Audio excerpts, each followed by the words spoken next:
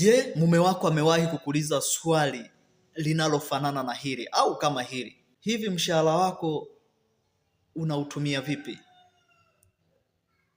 Au hela yako wewe inafanya nini? Of course, mke unafanya kazi, si ndio? Unalipwa na mshahara kabisa. Na mume wako naye anafanya kazi na analipwa mshahara kabisa. Sasa mume anakuja kuuliza kwamba juu ya pesa yako, je, pesa yako inafanya nini? Au mshahara wako unafanya nini? Unachangia nini kwenye familia? Ulijibu nini? Au just in case hujawahi kuulizwa, ukaulizwa, utajibu nini?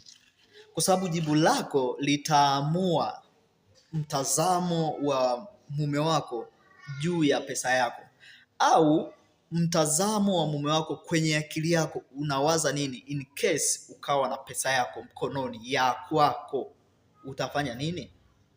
Kama pesa yake inaweza ikakava mambo yote hapo nyumbani, ikalipa bills za umeme, bills za maji, inaweza ikalipa ada za watoto, inaweza ikakuhudumia wewe mahitaji yako, inaweza ikanunua chakula nyumbani, inaweza ikalipa kodi ya nyumba na ikafanya mambo mengine, pengine na pesa ya emergency ya matibabu ikawepo, pesa ya mume. Je, wewe pesa yako itafanya nini? Ukikosea kujibu swali hili, pengine unaweza ukatengeneza ukuta mkubwa sana, kwa sababu wanaume wengi wanaamini kuwa wanawake ni selfish, ni wabinafsi kwenye pesa zao.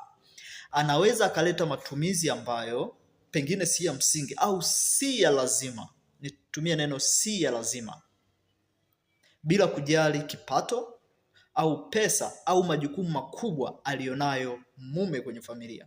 Pengine naweza nikasound strange au kaniona wa ajabu, lakini ukweli ni kwamba unapaswa kurekebisha na kujua kwamba wewe pesa yako utakapokuwa nayo mkononi, pengine una kibiashara chako au una vikundi vyako au una project yako au una mshahara wako, pesa yako inachangia kwa kiasi gani kuleta tija kwenye kujenga familia? Unatakiwa kujiuliza. Kuwa makini na ndoa yako inapofikia masuala ya pesa.